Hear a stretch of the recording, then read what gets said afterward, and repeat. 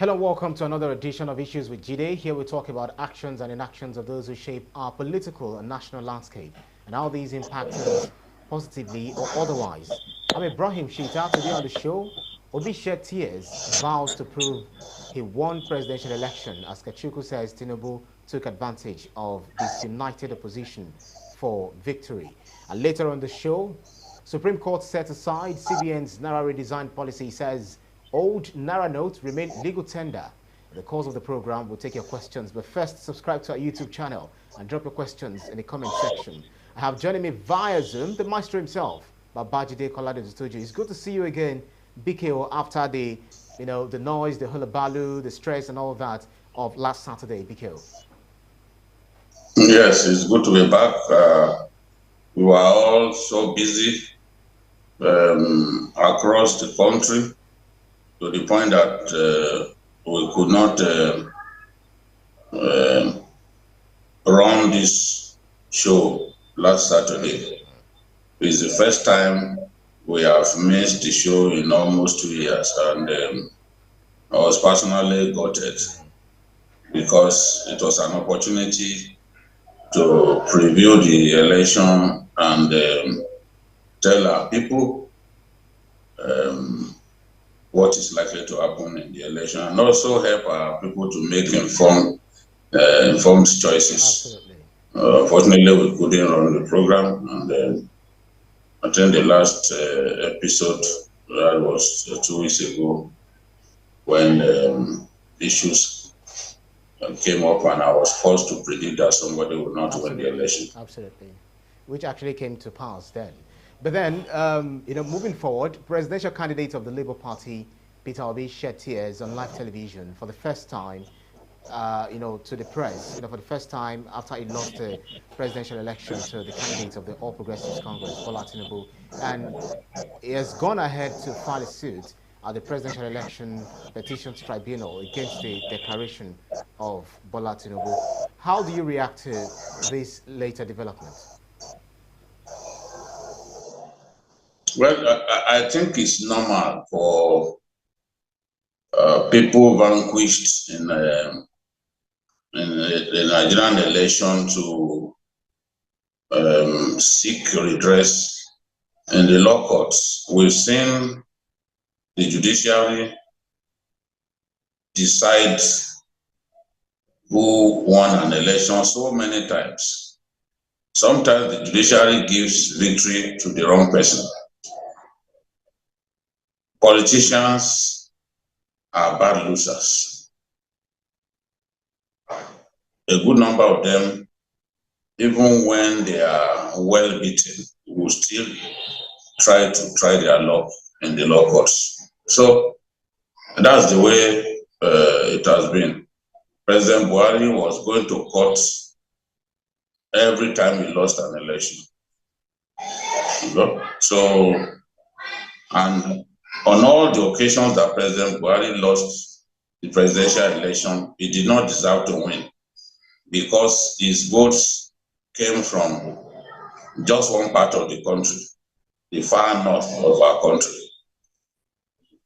And for that reason, he could not be elected president.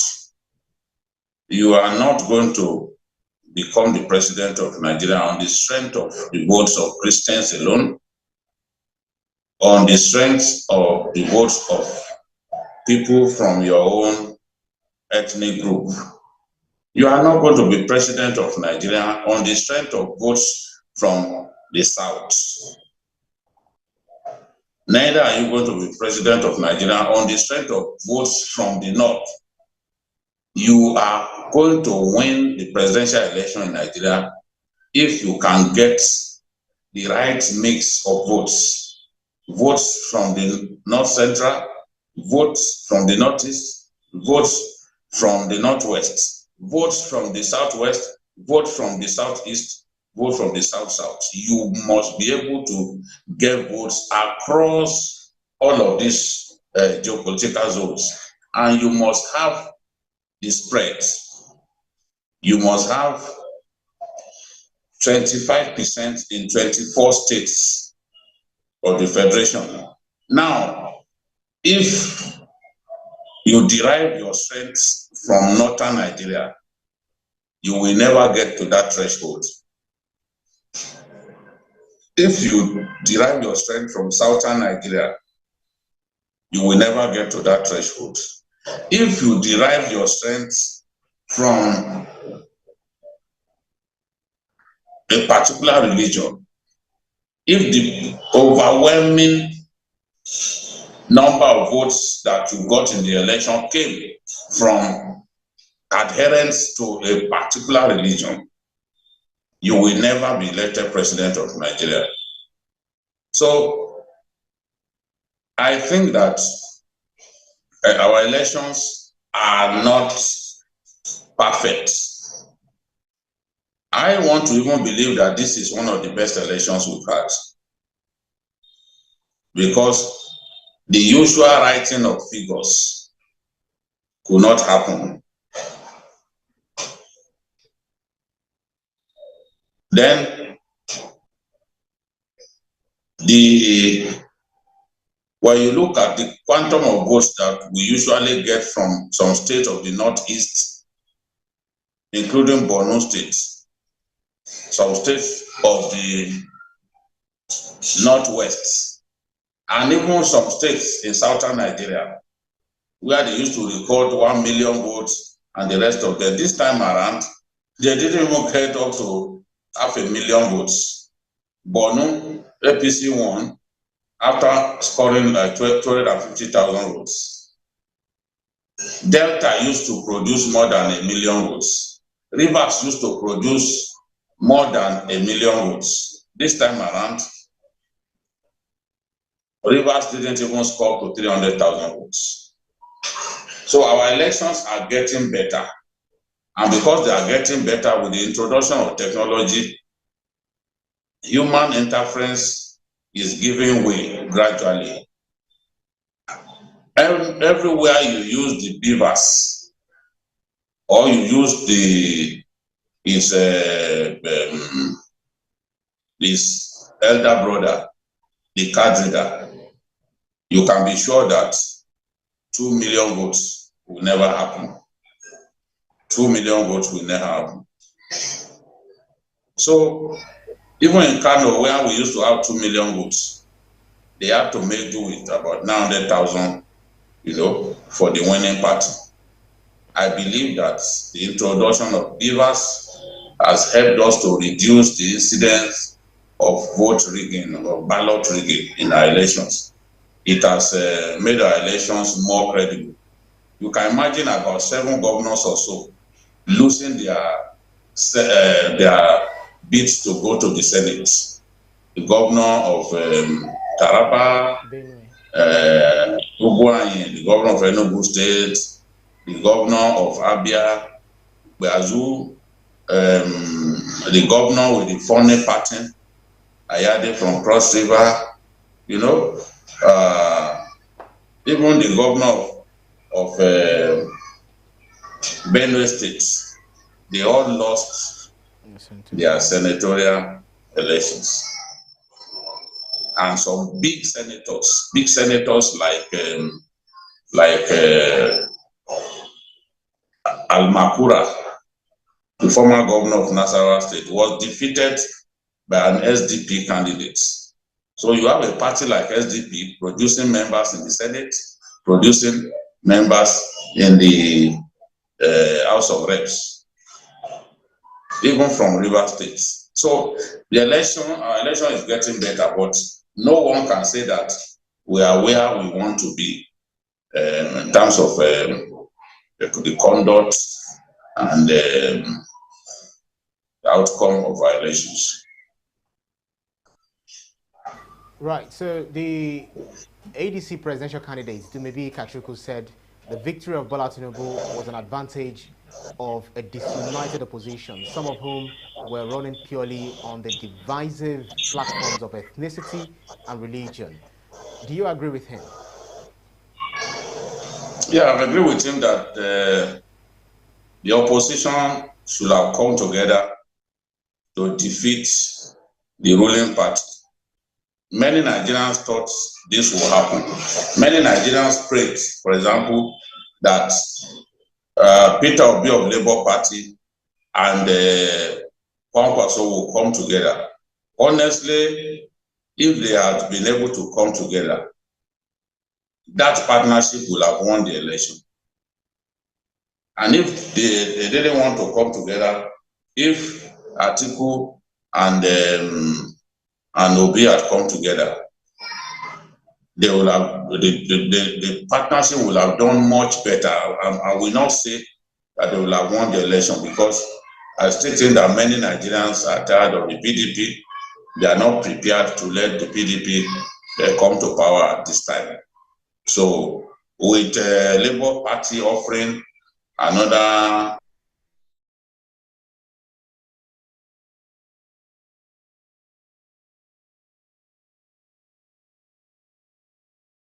option, they would have done better. I thought that the partnership of Obi and Kwankwaso would have most likely won this election, but they found it difficult to come together because of personal egos, and we even saw a situation in which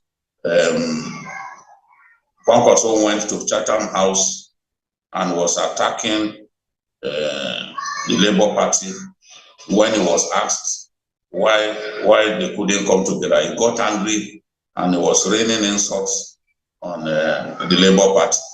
If the opposition had agreed to work together to give their votes to the most dominant of the parties, or the most promising of those parties, if Labour had found a way to work with NNPP, honestly, the story would have been different. You can imagine if Kwankwaso was the deputy to Peter Obi, they would have won the election. It would have been easy to sell that candidacy, partnership to people in northern Nigeria. But that Peter Obi chose has no electoral value in northern Nigeria. The only election that is known to have won, he won through the back door, and the courts dutifully took it off him. He was relieved of his the senatorial seat. So, but if it was Kwankwaso that was deputy running mate to Peter Obi, there is no way they would not have won the election. It would have been extremely difficult, because some of the votes that Atiku got would easily have gone to the partnership of Peter Obi and Kwankwaso, but ego was the problem. Kwankwaso said it clearly that it would be difficult for him to convince his own supporters that he had agreed to be deputy to Peter Obi. Right. Peter Obi also felt that the momentum that he was enjoying, because people of the Southeast needed somebody as running mate of a strong national party, would dissolve if he agreed to be running mate to Kwankwaso. So they couldn't agree. Either man felt that he needed to be the biggest fish in his own pond. So at the end of the day, the partnership, they could not agree to work together. And that's why the election went that way. I'm convinced that if Kwankwaso had agreed to be Peter Obi's running mate, Peter Obi will have won the election. Right. So let me quickly take one or two comments before we move to the next topic because of our time. Fabian Akaise says, if crying was a factor, PMB would have been president since the 2000s. Labour Party and Peter Obi played into the hands of the APC. Labour Party want Nigerians to tolerate their, well, he said, unscrupulous behavior because of Peter Obi. And Mark Oyaido says, BKO, what's your take on the tampering of results on the Beavers and the harassment by thugs? compelling people to vote the APC or go home. What's my take on what? Is that what's your take on the tampering of results on the BVAS and the harassment by thugs, compelling people to vote the ruling party or go home? I've said it before on journalists hangouts that forcing people to vote for a particular candidate is irresponsible. I've said it before that suppressing people's votes is irresponsible, whether it is carried out by the ruling party or even a smaller party. It makes no sense to stop people from casting their ballots. It makes no sense to go and block people and stop them from getting to polling centers. So there is no doubt that it does not make any sense. This happened not just in one location. I know that people have seen videos of somebody threatening Igbos that they should not come and vote at a location. Nobody has the right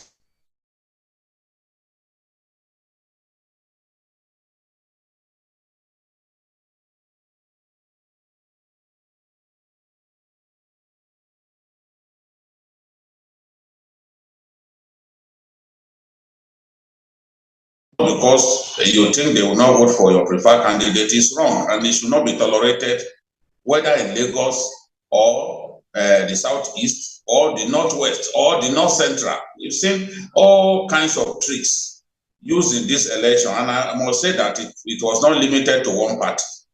We are going to see evidence in the coming days to show that voter intimidation, vote suppression was not limited to Lagos, was not limited to Rivers, was not limited to some parts of the North Central. It happened in many places. I've even received reports of it happening in Osun State. Guns being fired to chase people away from voting in Ilesha and some parts of Osun State. So when these facts come out, we will see that it's just the Nigerian the mentality of the Nigerian politician. He wants to win at all costs. There is no reason for us to not be able to trust our electoral process. But politicians are not helping matters. They are the ones who hire thugs to go and be intimidating people and telling people that they should not be allowed to vote somewhere. They are the same people who suppress votes by going to block people going to exercise their inalienable rights. So I oppose it. It's just the same way I oppose vote buying. I don't care where it happened. Tampering with ballots, snatching of ballot boxes, beating up people just because they have exercised their right. There was a particular person who was being pushed here and there, being molested, because he voted for APC, somewhere in the southeast. These things should not be happening. And no one should rig election in our country. If you want to win election, if you want to be Nigerian president, win in a clean manner. No dirty person, no election rigger deserves to be the president of our country. So, Honorable Musbah Shokumbi says, why can a person that doesn't meet up requirements of election by getting 25% in 24 states be thinking he has won the election?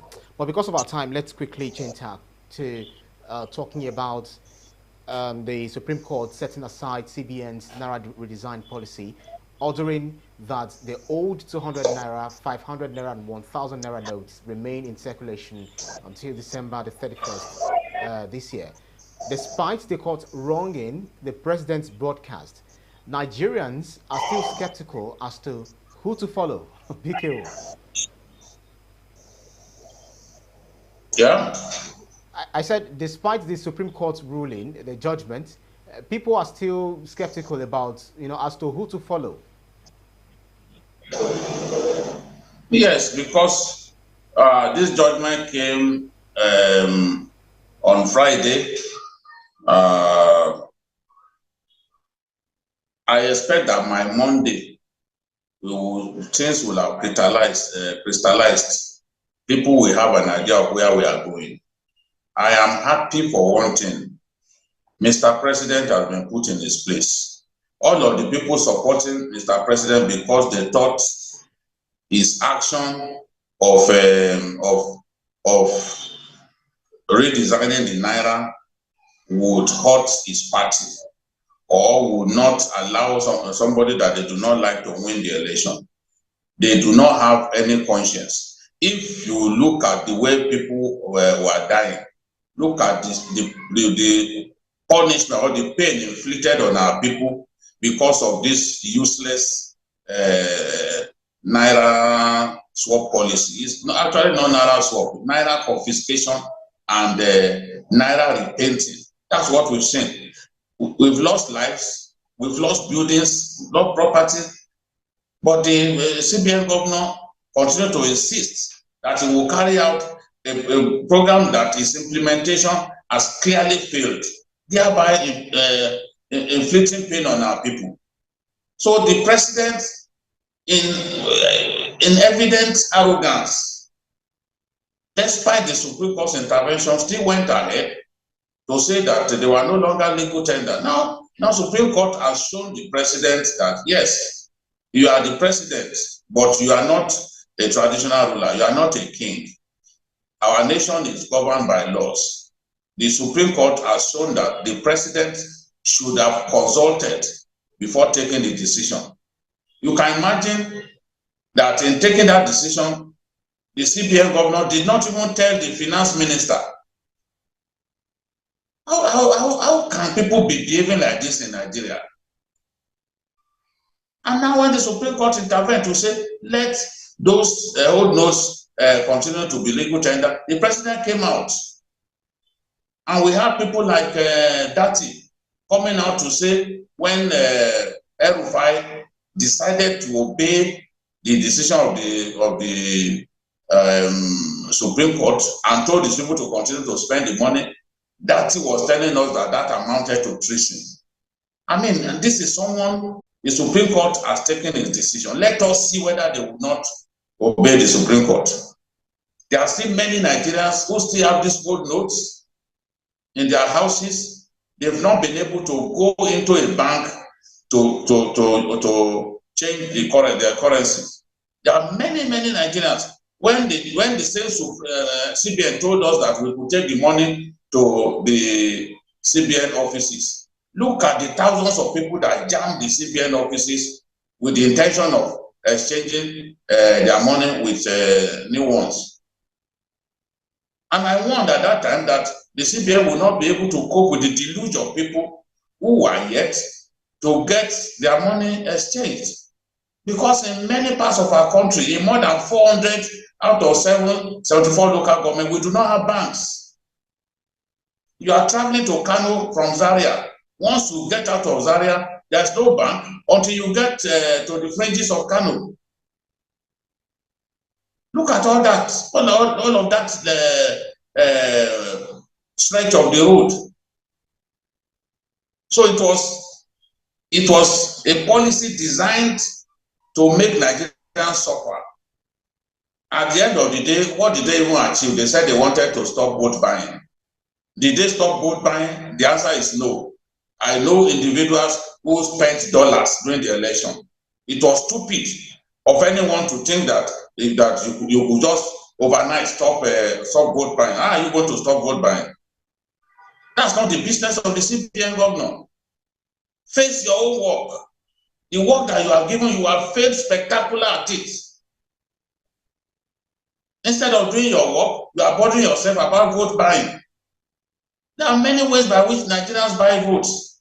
Sometimes they give people rice, they give people spaghetti, they even give people rams, especially if the election is close to Salah. So in this election, people were arrested, while going to share money to voters on election day. One was, remember the PDP lawmaker that was arrested with dollars, $498,000. And you said they were going to, who told them that it is only Naira that they use to buy votes? Of course, they can use any currency. Any international currency can be used. So we just suffered Nigerians for nothing. Emefiele continued to lie against the banks, that the banks were not sharing money, that they were hoarding it. And he knew in his heart that he did not supply enough. Now, Nigerians moved against the banks and they were setting banks ablaze. Ultimately, I am confident that the will of the Nigerian people will prevail. The Supreme Court's order will be carried out, except if Emefiele wants to go to jail, because he is climbing on the back of the president. But he should remember that the president will soon leave office, and he still has a case with the DSS. So he has to watch his back. The president will soon leave office. It's just 3 months or so to go. It's not even up to 3 full months. The president will leave office. So he has an obligation to obey the decision of the Supreme Court. The Supreme Court assumes jurisdiction. Absolutely. And passes judgment. That judgment has to be obeyed. Right. Right. No Nigerian president can be bigger than the highest court in the land. Absolutely. Right. Let me take 1 or 2 comments. Fibana Keze says here again, why have the governors continued to blame the AGM and CBN governor rather than the president for the consequences of the policy? And Mark Oyide says, is the practice of most people to deflect blame from the president. The term "the president was deceived" has been used for too many times. Also, other comments here was some people are still talking about the Obi, losing the election. But then one of the questions I want to ask, based on something that you said, was that some of these banks were attacked by people. Anger were directed to these banks because of the shoddy implementation, the bad implementation of the Naira redesign policy. Who pays for this damage? Who pays for these attacks? Who pays for some of these bad things that happen to the banks and some other places? Should the CBN or the federal government be found wanting for this? I don't know. There has to be some conversation with the Apex Court. I don't know. The bank buildings are insured. Because they are insured, I'm sure that the insurance companies will step in. Let me see if I can still bring 1 or 2 comments here. Some people are still fixated on the. Those buildings are insured, so the insurance companies will take care of the. Right, JD Consult. I think there are more comments. There are more political comments here than what Naira is actually doing to people. JD Consult said here that Labour Party thought with all the foreign intervention and the NSAS, the churches will help him. I used to say Jagaban will send Obi back to the kindergarten school of politics. Now it is clear. Too many comments here relating to. Adekunle Yusuf says Igbos should calm down. Yorubas will teach them about. I don't think we should go to tribal politics here. Clement Adiola says, thank you, Jide. Simple. There was no way Obi could have won this election, leave PDP today, and became a presidential candidate of another party, Labour Party tomorrow. Obi is a man with no ideology. That's according to Clement Adiola. Okay, so another question that I saw on YouTube, on the YouTube comment section, was that if Labour Party goes to court, now they have gone to court, are they going to say, would they say that they rigged, PDP rigged them out or APC rigged them out because they came third? On what ground, on what basis are they saying that they won the election? That's one of the questions that was directed at you. I really can't find the name here. But how do you respond to that? Yes, it has to prove that it won the election. It has to prove that it indeed won the election. Now, did it meet the stipulation? The stipulation is that you must score 25% in 24 states. Obi didn't even score 25% in 20 states. So he had no path to the presidency. Obi did not win a single Muslim-dominated state in Nigeria. All of the 7 states of the Northwest, Obi neither won a single one, nor even earned 25% in any of those states. Now, you go to the North Central. He won 2 states there. Those 2 states are dominated heavily by Christians, Nasarawa and Plateau. The remaining 4, he didn't even score 25% in them. So 7 plus 4, that's already 11. Before we go to the Northeast, before we go to the Southwest. In the Southwest, he won Lagos. But the remaining 5 states of the Southwest, he didn't score 25%. How are you going to get to 24? So this is the thing. I think that ultimately, Obi would be able to prove that there were infractions, that there was rigging in some places. Obi will be able to prove that INEC fell short of what it promised to give Nigerians. That is, to upload results in real time from the polling units. Obi will be able to prove that INEC failed to do that, which is part of the INEC guidelines. It's not part of the Electoral Act. It's not in the Constitution. The Act, when there is ambiguity, the law takes precedence over an act or over guidelines. So Obi needs to realize that no election has been perfect in our country.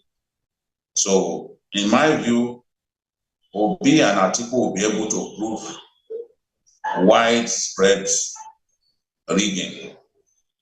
But whether that will convince the judges that the level of rigging impacted on the outcome, the final outcome, that is an answer that will be decided in the fullness of time. And then by the time the APC also cross appeal, they will be able to show that in some of the PDP states, and as well as the states, some states won by Labour, there were irregularities. Once these parties cancel one another out in terms of irregularities across board, the final verdict is very predictable. Obi, just as I predicted 2 weeks ago in the final edition of Issues with Jide before we had the election, did not win the election. He came third. I predicted that he would not win the election. And he did not win the election. Right. Yes. Someone actually spoke to your predictions, and the person was really, amazed how you tend to do all of these, predictions, and they turn out to be reality. I said he will win all of the states of the Southeast. I even said he will score more than 95% in some of those states. Again, that prediction has come to pass. Absolutely. I knew he would defeat anybody in the Southeast.